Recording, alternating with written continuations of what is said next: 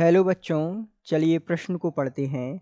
अभिक्रिया की आणविकता प्रभाजी अर्थात भिन्नात्मक तथा ऋणात्मक हो सकती है।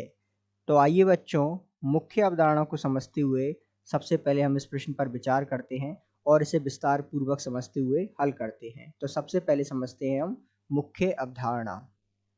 तो मुख्य अवधारणा के रूप में हमें आइए जो है आप आणविकता के संबंध में कुछ बातें समझने की आवश्यकता है जो इस प्रश्न को हल करने में हमारी सहायक होंगी। तो आणविकता के बारे में हम विस्तार पूर्वक चर्चा करते हैं तथा इसे समझते हैं। तो जैसा कि हम जानते हैं, आइए कुछ बिंदुओं के रूप में आणविकता को समझते हैं। हम जानते हैं कि जो आणविकता होती है वो अभिक्रिया में भाग लेने वाले जो कुल अणु हैं उनकी संख्या होती है। तो हम कह सकते हैं कि अभिक्रिया में भाग लेने वाले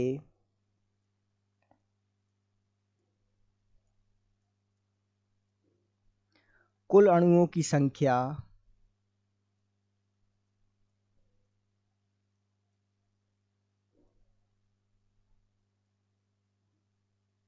जो है आणविकता कहलाती है।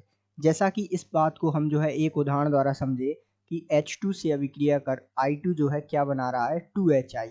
तो यदि हम इसकी आणविकता निकालें तो अभिक्रिया में भाग लेने वाले कुल अणुओं की संख्या, तो H2 के आगे 1 लगा हुआ है और I2 के आगे 1, तो कुल अणु कितने हुए 1 + 1 = 2। तो ये 2 जो है इस अभिक्रिया की आणविकता होगी, जैसा कि हमने कथन में समझा कि अभिक्रिया में भाग लेने वाले कुल अणुओं की संख्या जो है आणविकता होती है।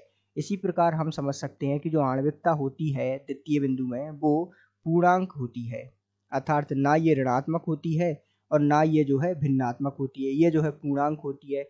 इसी प्रकार हम इसके बारे में और समझ सकते हैं कि ये जो है इसका मान शून्य नहीं होता, अर्थात आणविकता का मान शून्य नहीं होता है। और आणविकता जो है एक सैद्धांतिक राशि है। तो आणविकता कैसी राशि है? एक सिद्धांतिक अवधारणा या सिद्धांतिक राशि है।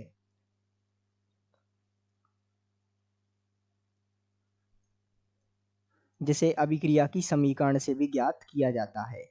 तो इस आधार पर हम आणविकता के बारे में पूरी तरह से समझकर इस प्रश्न का उत्तर देने में जो है समर्थ हैं कि अभिक्रिया की आणविकता प्रभाजी तथा ऋणात्मक हो सकती है। ये जो कथन है बिल्कुल गलत है।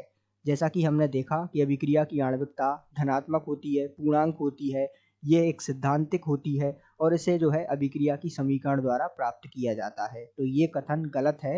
इस आधार पर हम विस्तार पूर्वक इस प्रश्न को हल कर सकते हैं। तो आशा करते हैं आपको समझ आया होगा। धन्यवाद।